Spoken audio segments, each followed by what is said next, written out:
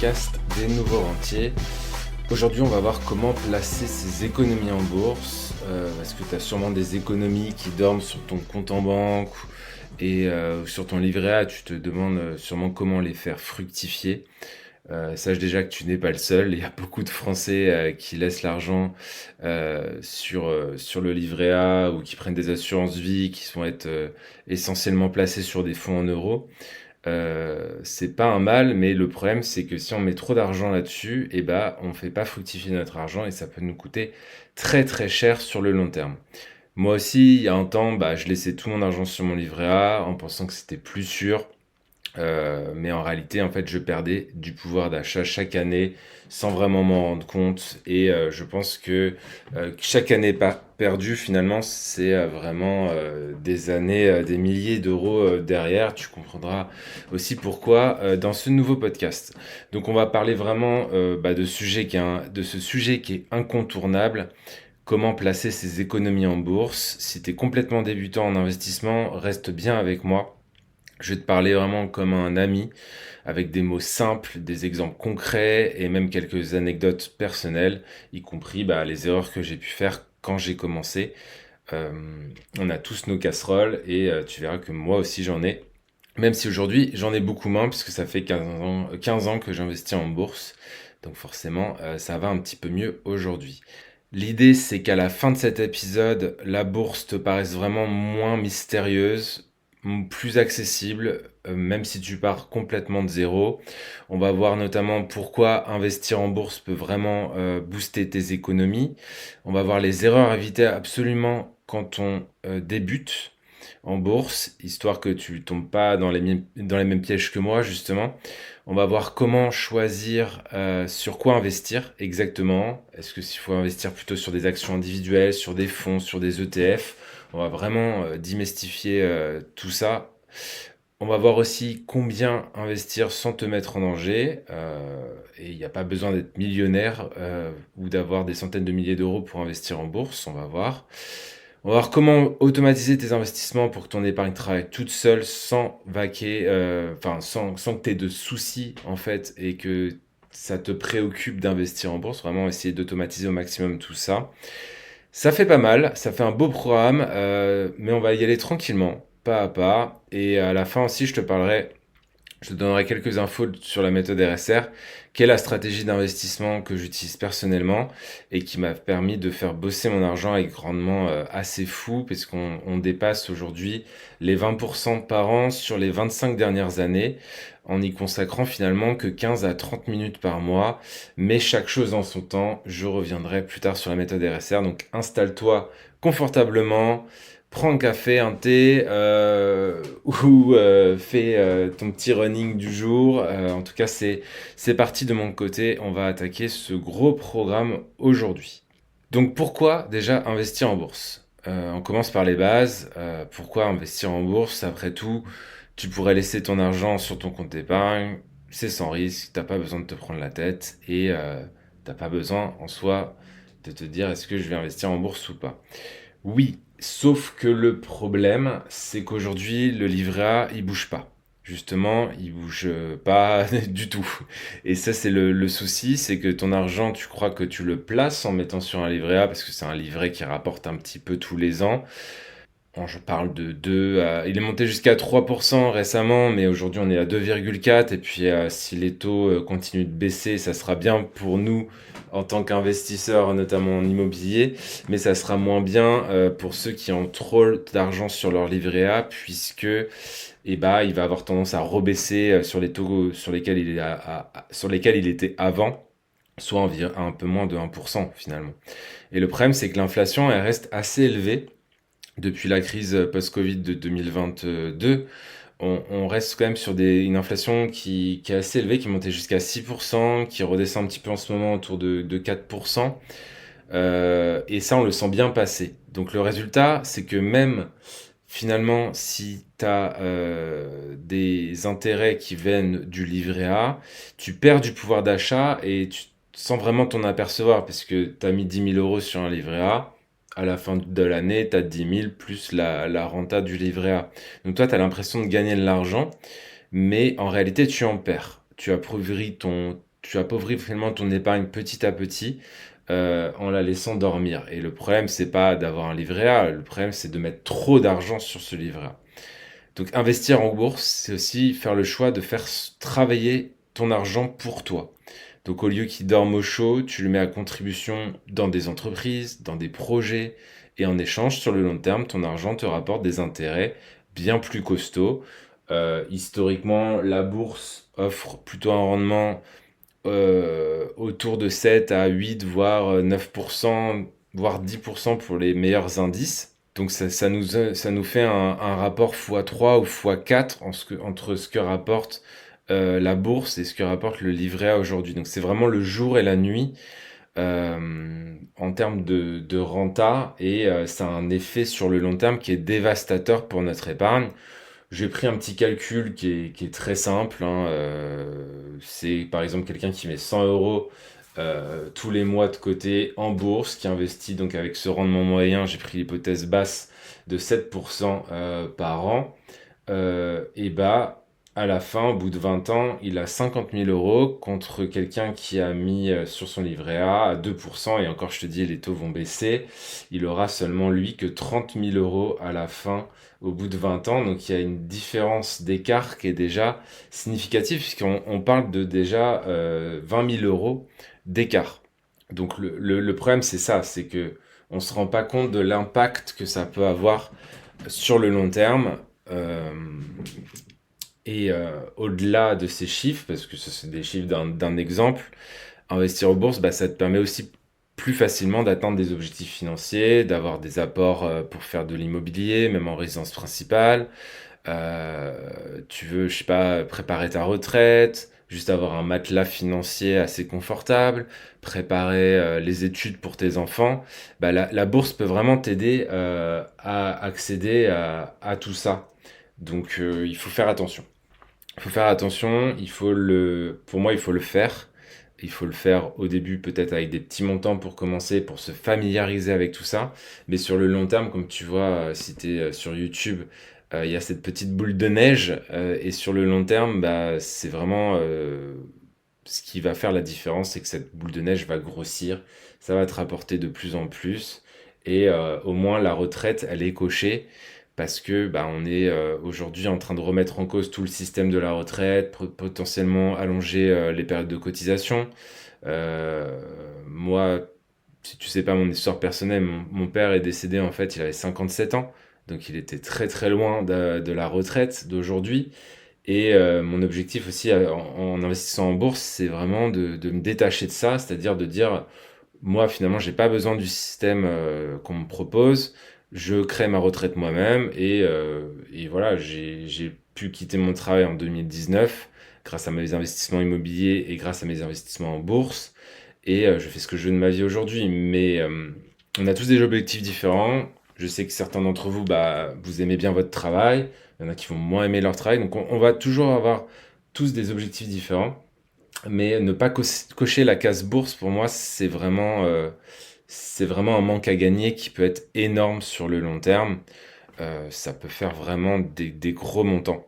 Donc voilà, je voulais juste te refaire un petit calcul avec ma super calculatrice pour que tu vois que c'est pas du bidon. Donc si 100 euros par mois, donc c'est des dollars, mais c'est pareil, hein. Sur 20 ans, tu vois, 2%, tu vas générer à peu près 30 000 euros, mais beaucoup finalement qui viennent de ta poche. Il y a à peu près 24 000 euros finalement que tu as mis de ta poche qui ont généré 5 471 d'intérêt. Maintenant, on passe sur le rendement moyen en bourse à 7%. Donc cette fois, tu as toujours mis tes 24 000 euros de côté, mais cette fois, ils ont généré 27 000 euros. Ensuite, bah, tu as deux options. Tu peux peut-être, avec le temps, tu vas peut-être augmenter ton pouvoir d'achat, donc tu vas peut-être te mettre à mettre 200 euros par mois de côté.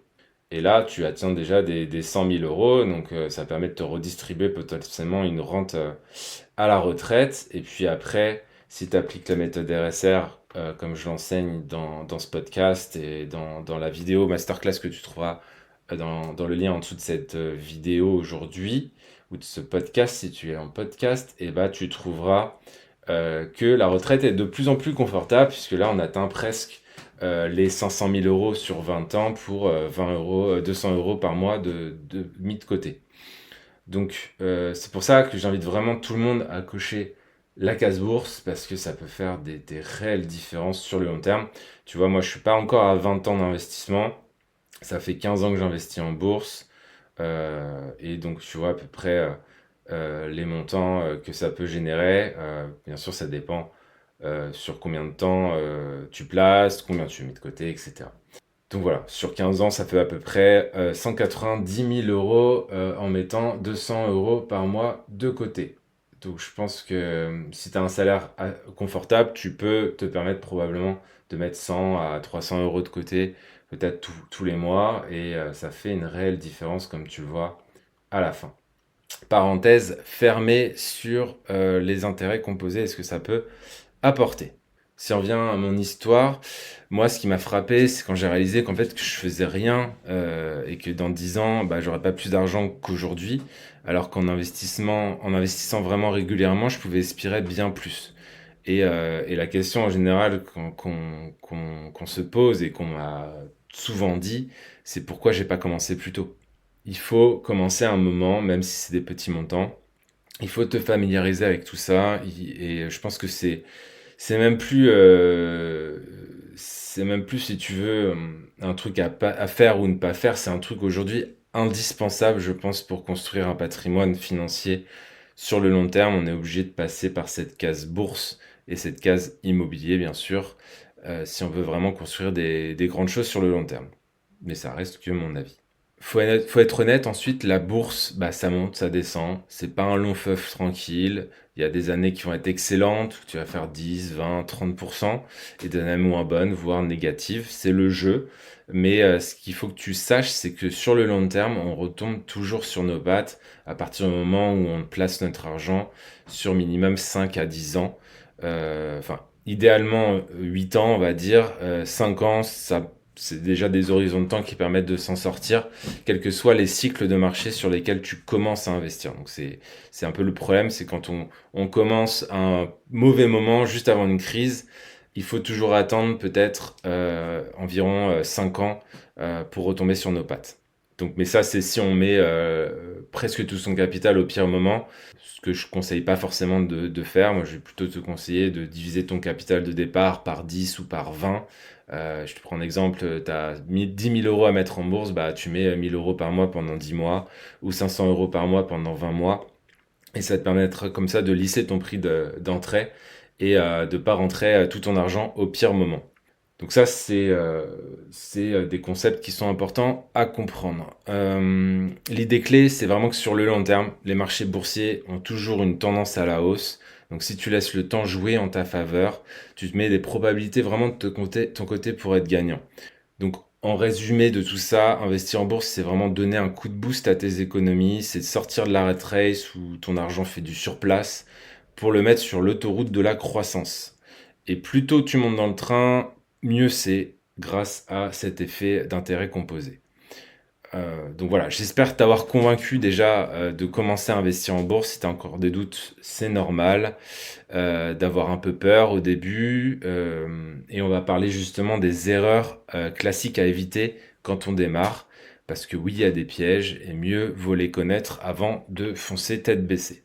Donc les erreurs à éviter quand on débute. Avant de foncer tête baissée, parlons des pièges classiques dans lesquels tombent beaucoup de débutants, moi y compris à mes débuts. Donc si tu veux éviter ces erreurs, tu gagneras du temps et du coup aussi pas mal d'argent et quelques cheveux bleus, peut-être cheveux blancs pardon, en moins. Donc voici les erreurs les plus courantes que moi j'ai constatées avec tous les appels que j'ai pu faire avec toutes les personnes qui sont intéressées par reprendre leur patrimoine. En général prennent un appel avec moi et on fait le point. Et j'ai rassemblé du coup dans ce podcast aujourd'hui toutes les erreurs que je constate lors de ces appels. Première erreur, donc ne pas se former du tout et y aller un peu en mode casino. La bourse, c'est pas un jeu de hasard. Il y a beaucoup de gens qui commencent à investir sans rien y comprendre, un peu comme on jouerait au loto, en espérant un coup de chance. J'ai fait cette erreur. Au début, j'ai acheté des actions un peu au pif ou sur des recommandations un peu mystérieuses. juste parce que voilà, j'avais vu le nom quelque part sur un forum, sur une revue spécialisée, etc., sur Internet. Et le résultat, c'est que j'ai perdu de l'argent dans le sens où j'ai perdu par rapport au marché. C'est-à-dire j'ai fait moins bien que le marché. Donc la leçon à retenir, c'est que prends le temps de te renseigner un minimum, pas besoin de faire un bac+5 en finance ou en gestion de patrimoine, mais comprendre en quoi tu mets ton argent, forme-toi aux bases. Il y a plein de ressources gratuites aujourd'hui sur Internet, il y a ce podcast, il y a cette chaîne YouTube, il y a des livres, il y a des formations, il y a la formation offerte sous la vidéo ou le podcast aujourd'hui qui te permettra en 30 minutes de bien comprendre tous les concepts de la bourse. Donc, investis dans ta connaissance avant d'investir ton argent. Pour moi, c'est primordial pour pas faire des erreurs qui peuvent te coûter très très très cher sur le long terme. Ensuite, erreur classique, c'est vouloir aller trop vite et tout miser sur un coup qu'on pense faire en bourse. C'est vraiment cette recherche du jackpot, de se dire vraiment si je trouve l'action miracle, le futur Tesla ou le futur Apple ou le futur Nvidia, bah, je vais être riche. Le problème avec ça, c'est que c'est presque impossible à prédire. Et courir après le gain rapide, bah, ça finit souvent mal parce que, en fait, on essaie de reproduire ensuite ce qu'on a réussi à faire. Je te prends un exemple, quelqu'un, je sais pas, qui investit bon timing sur Apple, qui le revend à un très bon prix. Bah derrière, il va essayer de refaire pareil avec d'autres actions, et sauf que ça va pas forcément marcher à chaque fois. Et au final, peut-être que ça va l'épuiser. Et il va avoir vraiment du mal à tenir ça sur 5, 10, 20 ans. Donc c'est le problème aussi de cette recherche de jackpot, c'est que ça nous occupe, ça nous fait solliciter un petit peu nos méninges, analyser des sociétés, etc. Mais la réalité, c'est que derrière, on fait souvent moins bien que le marché. Donc attention à ça. Il y a beaucoup de novices qui mettent des grosses sommes sur des actions qui vont être conseillées par un collègue ou un gourou sur YouTube sans vraiment diversifier. Et si cette action s'effondre, bah, c'est la cata. Moi, j'ai un client notamment qui a tout mis sur un fonds qui était vraiment reconnu par ses pairs. Je vais pas citer le nom, mais c'était vraiment reconnu. Pensant vraiment confier son argent dans un endroit très très sûr. Et le résultat, c'est qu'il a perdu 100% de son investissement, qui était un gros investissement. Moralité, vraiment, ne pas mettre tous tes œufs dans le même panier et joue pas au trader avec tes économies que tu as eu vraiment du mal à mettre de côté. La bourse, c'est pas un sprint, c'est un marathon et il faut faire vraiment attention à ça. Troisième erreur que je vois couramment, c'est d'être paniqué, d'avoir des émotions qui vont être complètement incontrôlées, incohérentes. Donc imagine tu investis, puis la bourse se prend une crise, une chute, ton portefeuille perd 10% en une semaine. La tentation classique en général, ça va être de tout vendre par peur de tout perdre. Et la première fois, moi, que j'ai vu mon portefeuille plonger, j'ai vraiment eu du mal. J'étais vraiment tous les jours sur l'écran en train de regarder ce qui se passait. Je vois là ma ligne qui était de plus en plus dans le rouge, etc. J'étais vraiment à deux doigts de tout revendre en panique. Et heureusement, je ne l'ai pas fait. Heureusement, je me suis tenu quelques mois plus tard parce que, en fait, quelques mois plus tard, c'est remonté et c'est même allé au-delà et je suis retourné très rapidement dans le vert. Donc l'erreur ici, c'est vraiment de laisser la peur ou la gourmandise décider de tes décisions. Je pense qu'il faut garder vraiment la tête froide. Une solution, notamment pour ça, c'est d'automatiser, on en reparlera plus tard, et de suivre vraiment une stratégie claire, comme la méthode RSR que j'enseigne. Mais il y a plein d'autres stratégies que tu pourras retrouver sur Internet. Et ça m'a aidé vraiment, si tu veux, à avoir un cadre et à moins stresser dans ces moments de peur et de panique, comme on a vécu aussi début 2025, avec Trump qui fout un petit peu le bordel là-dedans avec ses taxes de douane. Du coup, les marchés, ils aiment pas, ils se retournent. Et puis Trump après dit, ah, ne vous inquiétez pas, on met ça en pause 90 jours, donc les marchés remontent. Voilà, donc attention à ça. Souvent, on me demande mon avis sur ce qui se passe en ce moment. Moi, j'ai une vision long terme. J'ai pas un avis parce que Trump, il va être au pouvoir quelques années. J'investis sur 10, 20 ans avec un objectif de rente. Donc, c'est pas ce qui va se passer comme ça sur du très court terme qui va impacter mes prises de décision. Ça, faut vraiment se détacher de tout ça. Ensuite, il faut investir de l'argent dont tu enfin, une des erreurs, c'est d'investir l'argent dont tu auras besoin bientôt. La bourse, c'est pour l'argent que tu peux te permettre de laisser de côté longtemps. On dit souvent te permettre de perdre, mais en réalité, si tu utilises les bonnes stratégies, tu as très peu de chances de perdre 100% de ton capital. Mais d'un autre côté, il faut quand même que tu aies cet horizon de temps et d'investissement long terme. C'est-à-dire que si tu investis l'argent du foyer, du loyer, des courses, ça va te mettre une pression qui va être énorme. Déjà que de base, ça met une pression énorme la bourse, mais en plus, si c'est l'argent dont tu as besoin dans les prochains mois, la pression va être trop importante. Donc il faut vraiment, pour pallier à ça, déjà avoir une épargne de secours. On parle de fonds de sécurité, quelques mois de dépenses de côté pour les imprévus. Moi, je dis toujours, pense à ce qui peut t'arriver le pire. Et ensuite, une fois que tu as cette épargne de côté, bah, tu peux commencer à investir parce que tu sais que si tu as un coup dur, bah, tu vas aller piocher dans ton épargne de sécurité et tu vas pas être obligé de vendre des actions en bourse, par exemple. Comme ça, il n'y a pas de panique. Tu prends ta stratégie boursière d'un côté, tu crées ton fonds de sécurité de l'autre et ça se passera beaucoup mieux pour toi. Cinquième erreur, c'est négliger les frais. Euh, on n'y pense pas toujours en fait, mais les frais peuvent vraiment grignoter tes gains et sans que tu t'en rendes compte. Donc si par exemple ta banque ou ton fonds te prend 2% de frais annuels, bah, il faut déjà que le placement fasse plus de 2% par an, juste pour compenser les frais. Et le problème c'est que sur 10, 15, 20 ans, bah, les frais ils vont manger une part énorme de ton rendement et, euh, et du coup tu risques de faire moins bien que le marché. Donc privilégie vraiment des supports à frais réduits, des courtiers en ligne bien placés, assez peu chers, des ETF avec des frais minimes, des assureurs pareils avec des frais minimes. Ce détail, ça peut sembler être un détail justement, mais ça peut te faire gagner beaucoup, beaucoup d'argent à long terme. Donc fais attention à ça. Franchement, je pense qu'il y a plein d'autres erreurs dont on pourrait parler, mais déjà, si tu évites ces 5 là, tu pars du pompier. Donc, si je résume un peu tout ça, bah, forme-toi un minimum, sois patient, diversifie, garde ton sang-froid, investis de l'argent dont tu n'as pas besoin immédiatement et surveille les frais. Avec ça, tu éviteras vraiment 90-99% des problèmes de débutants. Euh, donc maintenant, tu sais bah, ce qu'il ne faut pas faire et on va suivre maintenant plus concrètement ce que tu peux faire, sur quoi tu investis et comment tu peux le faire. Donc on va voir ensuite sur quoi investir, donc comment choisir finalement tes supports. Donc quand on débute en fait, il y a un des gros points d'interrogation, c'est ok, je veux bien investir en bourse, mais j'achète quoi exactement? Il y a potentiellement des actions individuelles, des fonds. Tout le monde parle d'ETF, mais assez peu de personnes savent ce que c'est aujourd'hui. Donc le but aujourd'hui, c'est justement d'éclaircir tout ça, parce qu'au début, bah, j'étais comme toi aussi, je voyais des termes bizarres partout, OPCVM, ETF, CTO, PEA.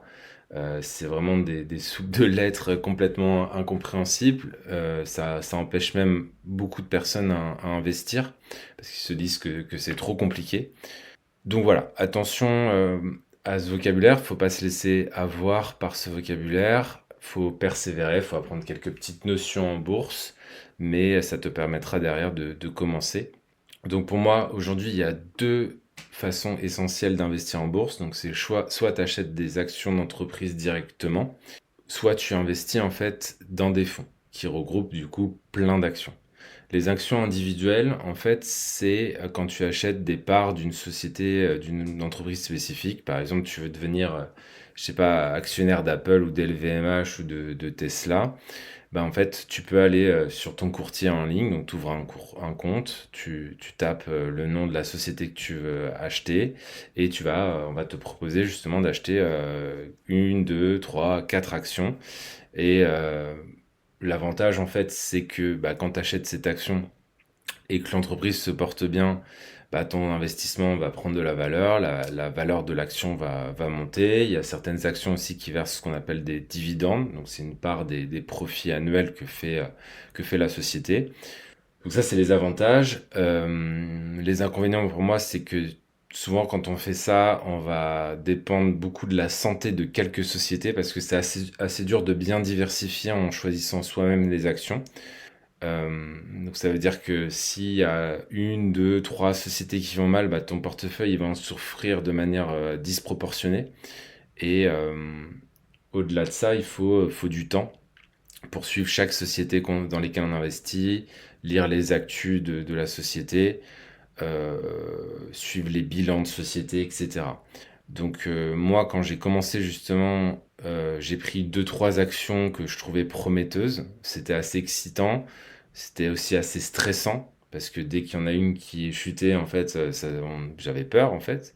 Mais pour moi, c'est pas le plus simple pour commencer en bourse. Il y a beaucoup plus simple et tu en as peut-être déjà entendu parler, c'est les ETF. Pour moi, c'est vraiment l'approche, on va dire, plus cool, entre guillemets, parce que un fonds d'investissement comme un ETF, bah, c'est un panier qui contient plein d'actions différentes, souvent des centaines, parfois même des milliers. Un ETF, ça veut dire Exchange Traded Fund. C'est un type de fonds qui est coté en bourse et qui va soit répliquer un indice, soit un secteur d'activité, etc. Donc, dit simplement, c'est comme si tu achetais en fait tout un ensemble d'actions en une seule fois. Par exemple, si tu achètes un ETF qui suit le CAC 40, bah, tu investis en réalité directement dans les 40 plus grosses sociétés françaises d'un coup. Il y a aussi des ETF qui existent bah, sur le monde entier, comme un ETF MSCI World, dont tu as peut-être déjà entendu parler, ou des ETF par zone, comme un ETF qui suit par exemple le SP500 qui réunit les 500 plus grosses sociétés aux États-Unis. Tu as l'Europe, tu as les pays émergents, tu as le secteur de l'or, tu as vraiment plein de secteurs sur lesquels tu vas pouvoir instantanément te diversifier en achetant un ETF. Donc pour moi, c'est vraiment l'avantage quand tu commences, c'est de potentiellement se placer sur quelques ETF, un ou deux, et ça va te permettre en fait de te diversifier instantanément, parce qu'en fait, tu es automatiquement réparti sur plein d'entreprises, donc le risque est vraiment dilué. Et si une boîte dans le lot va mal, c'est pas grave, parce qu'en fait, tu as les autres qui vont compenser. Et du coup, ça va pas beaucoup moins impacter ton portefeuille que si tu prenais toi-même les décisions sur chaque action que tu vas acheter. Euh, L'autre avantage, c'est que généralement, en fait, les frais sont réduits. Je parlais des frais justement dans les erreurs à éviter. Les ETF, tu vas être entre 0,15 et 0,5% par an. Du coup, par rapport à un fonds d'investissement ou même une assurance vie classique, tu vas vraiment t'en sortir parce que normalement ça va te reproduire une performance qui va être très proche de celle du marché des références de l'ETF et tu auras des frais qui vont être très très réduits. Donc ça c'est vraiment pour moi le meilleur pour commencer, c'est d'acheter des ETF parce qu'en plus t'as pas besoin de passer du temps à analyser chaque entreprise du panier. Et moi, en fait, entre le moment où j'ai commencé, c'était 2010, 2009, 2010 sur la bourse, et le moment où j'ai découvert les ETF à l'époque, c'était en 2015, 2016. Ça a été vraiment un game changer. Ça a vraiment transformé les investissements et transformé aussi ma rentabilité. Parce qu'on pouvait investir directement sur toutes ces sociétés-là et on n'avait pas besoin d'étudier les bilans comptables le soir après le travail, etc. et prendre des décisions finalement un peu toutes les semaines sur nos investissements en bourse. Donc concrètement, pour un débutant, je recommande vraiment de commencer par un ou deux ETF bien larges, comme un ETF MSCI World qui couvre vraiment plus de 1000 sociétés dans le monde entier. Et ça te permet de te lancer finalement sans te casser la tête à choisir la bonne action. Tu auras déjà du coup un portefeuille qui va être de base assez équilibré. Et après, plus tard, si tu veux t'amuser à sélectionner quelques actions ou des ETF bien spécifiques, un peu coup de cœur, bah tu pourras, mais au moins tu auras déjà la base qui sera solide et qui sera là. Voilà pour les ETF. Ensuite, il y a une question qui revient assez souvent, c'est finalement c'est où acheter tout ça. Comment acheter ces actions, ces ETF, etc. Donc pour investir en actions ou en ETF, il faut juste un compte d'investissement chez un courtier ou dans une banque. En France, tu as le PEA, c'est un plan, ça veut dire plan épargne action. L'avantage du PEA, c'est que tu as des avantages fiscaux au niveau des impôts.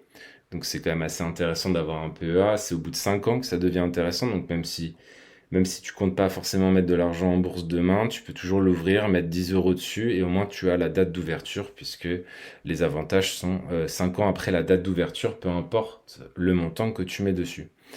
Ensuite, on a le compte titre ordinaire qu'on appelle CTO. C'est plus flexible parce que ça te permet d'acheter des actions vraiment dans le monde entier et pas que des actions, justement. Tu peux acheter des métaux précieux, tu peux acheter ce qu'on appelle des obligations. Donc les obligations, c'est de la dette d'État ou d'entreprise. Et donc ça va te permettre de diversifier un petit peu plus ton portefeuille, mais tu auras après, le problème c'est que tu auras une fiscalité qui sera plus lourde, parce que tu seras imposé à 30%, dès que tu vends, dès que tu fais une plus-value, tu seras imposé à 30% l'année d'après. Et enfin, bah, tu as les assurances vie. Donc ça, c'est ce qu'utilisent beaucoup de Français aujourd'hui. L'avantage fiscal, lui, il est au bout de 8 ans. Mais fiscalement, ça reste quand même moins intéressant que le PEA. Et après, fiscalement, ça peut être intéressant quand même dans le cadre d'une transmission, par exemple, si on est assez âgé, qu'on veut anticiper, ou alors pour transmettre à ses enfants plus tard. Ça peut être assez intéressant aussi d'avoir en parallèle une assurance vie. Euh, donc, si tu sais pas trop quoi choisir, bah, essaye d'ouvrir un peu finalement les trois, puisque tu peux ouvrir les trois sans mettre trop d'argent, et au moins ça te permet d'utiliser les trois outils et de voir celui qui te correspond le mieux derrière en fonction de la stratégie que tu te fixes. Donc voilà, et avec ces trois outils, tu peux vraiment faire tout ce que tu veux en bourse, tu peux vraiment investir sur tous les supports, sur toutes les actions du monde. Voilà, c'est vraiment les trois outils qui vont te permettre de commencer à investir en bourse assez facilement. Ce que je voulais rajouter aussi là-dessus, c'est que peu importe le support que tu utilises, tu peux toujours réajuster plus tard. L'important aussi, c'est de commencer à un moment. Et après, bah, si tu considères que telle ou telle assurance vie est meilleure, bah, tu peux toujours transférer ton argent.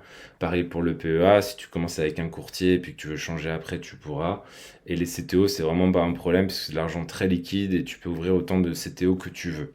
Donc vraiment, c'est pas le plus important et là où tu dois te prendre la tête, c'est pas vraiment sur le support que tu vas utiliser, l'outil que tu vas utiliser pour investir, mais c'est plutôt de se fixer une stratégie d'investissement long terme qui va vraiment performer et qui va vraiment répondre à tes attentes. C'est d'ailleurs pour ça que j'ai fixé cette méthode, la stratégie de la méthode RSR. C'est que justement dans le fichier Excel que je t'offre dans une autre vidéo, je mettrai sûrement la fiche juste en dessous de cette vidéo. Ça te permettra en fait de savoir exactement chaque mois sur quelle classe d'actifs tu dois investir. Est-ce que ce mois-ci tu dois plutôt investir sur les actions, les obligations, les matières premières ou la crypto? Et du coup, ça va s'adapter en fait en fonction des conditions de marché. Et du coup, ça mâche pas mal le travail de réflexion, même complètement le travail de réflexion. Et j'ai pu à me prendre la tête sur quoi investir, mais juste à suivre finalement ce que va me dire mon fichier et ma stratégie. Et c'est comme ça qu'on arrive vraiment à calmer les émotions, à tenir quelque chose sur 10-20 ans. C'est d'avoir une stratégie qui va être vraiment claire pour toi, pour ton portefeuille et pour l'argent que tu souhaites épargner tous les mois. Donc ensuite, la question qui revient souvent, c'est combien investir au début? Il n'y a pas vraiment de bonne réponse à cette question. Je vais essayer de partager quelques scénarios aujourd'hui. La question, c'est déjà, combien tu peux te permettre de placer? Est-ce que tu as déjà un fonds de sécurité ou pas? Mais après, au niveau de la bourse en tant que telle, t'as pas besoin de commencer avec des grosses sommes. Je dirais le grand minimum, c'est peut-être 50 euros par mois parce qu'en dessous de cette somme, en fait, tu auras du mal à acheter ne serait-ce qu'un ETF. Même les plus petits doivent valoir un peu moins de 50. Donc vraiment 50 euros par mois, pour moi, c'est vraiment le minimum. Et ensuite, bah, si tu as la possibilité de mettre plus, bah, t'as compris avec le calcul d'intérêt composé, plus tu mettras, plus tes économies grossiront plus vite, avec cet effet boule de neige. Mais t'as pas non plus besoin d'attendre d'avoir 10 000 euros sur ton compte pour démarrer. Donc moi, par exemple, quand j'ai commencé, bah, j'ai mis quelques centaines d'euros en bourse. J'avais dû mettre peut-être 200 euros sur mon PEA et ça m'a permis d'acheter quelques actions comme ça avec les premiers 200 euros. C'était assez symbolique. mais psychologiquement, déjà, ça met un peu le pied à l'étrier. Ça te permet de commencer à comprendre comment la plateforme fonctionne, comprendre comment acheter une ou deux actions. Et puis après, ensuite, chaque mois, tu peux rajouter 50, 100 euros ou 200 euros en fonction de ce que de ce que tu peux te permettre de faire. Et l'avantage, bah, c'est que si tu fais ça, au bout d'un an, bah, tu as déjà 500, 1000, 2000 euros de côté en bourse qui ont été placés. Et ça te permet comme ça, au fil des années, 5 ans, 10 ans, d'accumuler quand même une somme assez confortable. Donc le plus important, c'est vraiment d'adapter le montant à ta situation personnelle. Juste d'avoir cette épargne de secours de côté, 3 à 6 mois de dépenses mensuelles pour les urgences. Et ensuite, pour la partie investissement, bah, tu peux te fixer un montant mensuel avec lequel tu es à l'aise d'investir. Donc ça peut être 50, 100, 200 euros. Choisis vraiment un chiffre qui te permet de ne pas être dans le rouge et avec lequel en fait, tu es à l'aise aussi d'investir ton argent. Un truc qui marche assez bien aussi pour investir en bourse, c'est de te payer toi-même dès le début du mois. Donc tu vois ça un petit peu comme une facture que tu te fais à toi-même en fait. Donc dès que tu reçois ton salaire en fait, boum, tu épargnes X euros et comme ça te permet de vivre avec le reste et de pas trop te prendre la tête avec ça. Et aussi, tu t'habitues à vivre bah, sans cet argent parce que ça va être peut-être un resto en moins, un taxi en moins, je ne sais quoi, mais du coup, ou un abonnement téléphonique en moins.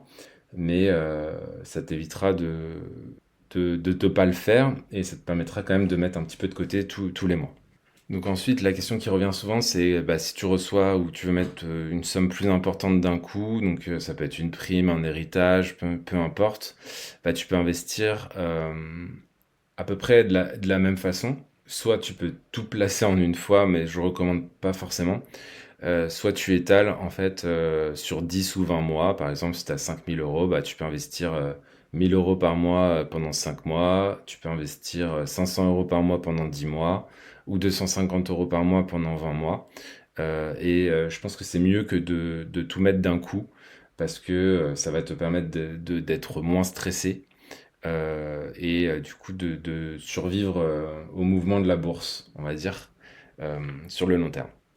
Dernière chose que je peux te dire par rapport au montant, c'est d'augmenter vraiment progressivement, de commencer petit pour te faire la main et de voir comment en fait tu réagis aux fluctuations. Puis quand tu te sens vraiment en confiance, bah, rien ne t'empêche d'augmenter ton effort d'épargne. Par exemple, si tu démarres avec 50 euros par mois, peut-être dans 6 mois tu pourras passer à 100 euros parce que tu auras ajusté ton budget, tu auras vu que finalement bah, ça se passe bien. Et souvent, quand on voit que ça marche, bah, ça nous invite à continuer. Le portefeuille prend de la valeur et puis on met un petit peu plus chaque mois jusqu'à atteindre notre effort d'épargne finalement maximum. Et du coup, ça permet d'y aller vraiment tranquillement. Pour résumer, je pense qu'il n'y a pas de petits investissements. L'important pour moi, c'est vraiment de commencer et de tenir sur le long terme. Ce qu'on dit souvent d'ailleurs, c'est le meilleur moment pour investir, c'était probablement il y a 10 ans. Le deuxième meilleur moment, bah, c'est maintenant. Donc si tu as 50, 100 euros, bah, tu peux te lancer, tu peux ouvrir un compte, tu peux mettre l'argent dessus et puis acheter ton premier ETF par exemple. Dernier point que je voulais aborder aujourd'hui, c'est comment automatiser et investir finalement sans y penser. Le but, en fait, c'est d'automatiser pour que ton épargne, en fait, se retrouve investie sans même que tu aies besoin d'y penser constamment. L'idée, en fait, c'est de transformer l'investissement en une habitude qui devient automatique, un peu comme payer ton loyer, payer des abonnements, etc. Sauf que là, c'est un peu ton abonnement pour ton avenir et ta retraite financière. Donc, c'est quand même un abonnement assez important. Première étape, en fait, on l'a un peu déjà évoqué, c'est de programmer un virement automatique chaque mois de ton compte courant vers ton compte d'investissement, quel qu'il soit, si c'est sur ton PEA, ton compte titre, etc. Par exemple, tu dis tous les premiers du mois, ou dès que tu reçois ta paye, je sais pas, si c'est le 20 du mois, le 10 du mois, tu fais un virement automatique qui part vers ton courtier en ligne. Et comme ça, tu peux pas l'oublier. Et après, tu as juste à te connecter sur ton courtier et investir. Ensuite, il y a même des courtiers en fait qui permettent d'automatiser l'investissement lui-même. C'est-à-dire que tu peux automatiser du début à la fin. C'est souvent ce qu'on fait aussi avec une assurance vie. C'est que tu dis, voilà, je vais être prélevé de 100 euros par mois pendant 20 ans, et puis cet argent-là sera investi sur tel support. Et donc là, tu n'as vraiment rien à faire, tout est automatisé, et tu sais que le 5 de chaque mois, t'es prélevé et que c'est investi automatiquement cet argent. L'autre moyen, si c'est pas automatisable, par exemple si tu es sur un PEA, aujourd'hui il n'y a pas de PEA qui propose de l'investissement automatique. Donc dans ce cadre-là, en fait, c'est bien de mettre juste un petit rappel dans ton agenda, tu te prends un créneau et puis tu prends 15-30 minutes juste pour faire ton investissement parce que tu sais que le virement, lui, il est automatique et après tu te connectes à ta plateforme et t'investis. Donc ça prend vraiment 5-10 minutes par mois, allez, 20 minutes par mois grand maximum et ça te permettra de tenir cette routine tous les mois et de pas y déroger parce que le pire en fait c'est de commencer une routine et après d'arrêter complètement parce que tu as d'autres priorités, parce que tu as envie de faire autre chose et de plus le faire. Moi, c'est ce que je constate principalement avec les personnes que j'accompagne, c'est que on met en place la routine mensuelle et après la difficulté finalement c'est de suivre cette routine mensuelle sur le long terme, mois après mois, année après année. Donc voilà, le mieux c'est d'automatiser au maximum. Il y a des choses qu'on ne peut pas automatiser. Dans ces cas-là, c'est tout simplement mettre des rappels dans les agendas et vraiment prendre ce rendez-vous mensuel avec toi pour commencer à investir. Ce rendez-vous régulier, il a un autre avantage, c'est que ça discipline vraiment tes émotions. Comme on le disait dans les erreurs à éviter, bah, si tu regardes tes investissements tous les jours, tu vas psychoter au moindre mouvement. Et en fait, en se limitant à une approche automatique vraiment régulière, bah, t'évites de tomber dans le piège de vouloir vraiment timer le marché. Donc, t'investis quand c'est prévu, point barre, que le marché monte ou que le marché baisse. Et c'est prouvé que l'investissement régulier bat la tentative de ce qu'on appelle le market timing, c'est-à-dire essayer d'acheter au plus haut et de vendre, enfin d'acheter au plus bas et de vendre au plus haut. C'est pas parce qu'on n'est pas assez malin, c'est parce qu'on sait pas, on peut pas deviner à l'avance. Il y a personne qui peut deviner à l'avance finalement si on est sur un plus haut, un plus bas, etc. Donc le mieux c'est d'avoir une périodicité qui va être mensuelle et on va pas se prendre la tête à quelle hauteur finalement est le marché. Donc au final, on lisse, on prend la moyenne de nos investissements et je pense que du coup, on dort mieux la nuit. Ensuite, automatiser, ça ne veut pas forcément dire tout oublier. De temps en temps, je pense qu'il faut prendre un peu plus de recul. Moi, je le fais une fois par an. Donc là, c'est de faire vraiment un point global sur tout ce qui est investi, éventuellement prendre des décisions pour rééquilibrer si besoin, s'assurer que la répartition, la stratégie que tu as choisie il y a un an, elle te convient toujours. Et si tu suis une méthode comme la méthode RSR, bah, ces ajustements ils sont déjà prévus régulièrement et du coup ça simplifie vraiment la vie, à mon avis.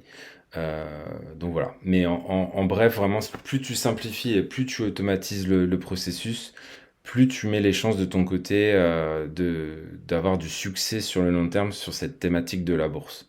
Parce que tu vas gagner du temps, mais tu éviteras aussi de faire la plupart des erreurs qui sont dues à l'émotion ou la procrastination.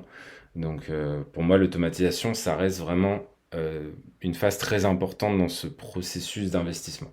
Donc voilà, on arrive au bout de cet épisode. J'espère que ce petit tour d'horizon t'aura démystifié l'investissement en bourse et surtout donné envie finalement de passer à l'action. On a vu pourquoi c'est important de faire travailler ses économies, les erreurs à éviter pour ne pas tomber dans les pièges classiques, comment choisir sur quel support investir sans se prendre la tête, avec quel montant démarrer, même si c'est pas énorme, et comment automatiser tout ça pour que ça roule tout seul. Donc en gros, tu as maintenant vraiment les bases pour te lancer complètement sereinement en bourse. La bourse, faut comprendre que c'est pas un club fermé, c'est à la portée vraiment de n'importe qui à partir du moment où tu es motivé d'en apprendre un petit peu plus sur comment ça marche. Donc déjà, si tu regardes cette vidéo, c'est que t'as mis un pied dedans, même si tu pars de zéro. Donc moi, si j'ai un message à te faire passer aujourd'hui, c'est que n'importe qui peut le faire. Toi aussi, tu peux le faire. C'est pas dur. Il suffit de commencer, de prendre ton rythme et d'apprendre au fur et à mesure. Faut pas se laisser paralyser par la peur ou l'impression que c'est trop compliqué. Comme on l'a dit, même avec 50 euros par mois, tu peux déjà initier vraiment un changement assez important sur le long terme. Donc l'idée, c'est vraiment de démarrer quelque part. Et ton toi du futur te remerciera sûrement d'avoir pris cette décision aujourd'hui. Donc si l'épisode t'a plu et que tu penses que tu peux aider d'autres personnes autour de toi, bah, n'hésite pas à le partager, à mettre un petit commentaire sous la vidéo ou sur le podcast, à mettre un petit like aussi, ça aide ça aide à donner de la visibilité au podcast. Donc n'hésite pas à en parler autour de toi. Oublie pas aussi de t'abonner au Nouveau Rentier sur la plateforme d'écoute ou sur YouTube aussi pour pas rater les prochains épisodes. J'ai pas mal de sujets encore en stock sur lesquels on va pouvoir échanger. Et enfin, bah, comme promis, tu peux aller voir, tu peux en apprendre un petit peu plus sur ma méthode d'investissement personnel pour investir efficacement. Je t'invite à jeter un coup d'œil du coup à la méthode RSR. C'est le premier lien que tu as dans la description de cette vidéo ou de ce podcast. C'est cette fameuse méthode dont je parle depuis plus de 140 épisodes que j'utilise pour moi-même, avec laquelle j'ai accompagné aujourd'hui plus de 150 personnes à dépasser les 20% de rendement par an en moyenne, avec un temps d'exécution qui va être entre 15 et 30 minutes par mois. Donc si ça t'intéresse d'aller plus loin et d'atteindre cette rentabilité, eh ben, tu cliques tout simplement sur le lien qui est dans la description. Ça te permettra de découvrir comment fonctionne la méthode RSR et d'avoir une formation supplémentaire sur la bourse qui est complètement offerte. Donc n'hésite pas à aller voir de ce côté-là aussi si tu veux en apprendre un petit peu plus sur tout ça. Sur ce, donc merci d'avoir écouté jusqu'au bout. Je te dis à très bientôt pour un nouvel épisode des Nouveaux Rentiers. D'ici là, prends soin de toi, porte-toi bien, bons investissements et oublie pas, vraiment, chaque petite étape peut faire vraiment une différence sur le long terme sur tes objectifs financiers. Donc n'oublie pas de passer à l'action, c'est le plus important finalement de tout ça. Je te souhaite une bonne journée et je te dis à bientôt dans un nouveau podcast des Nouveaux Rentiers. Ciao, ciao, ciao.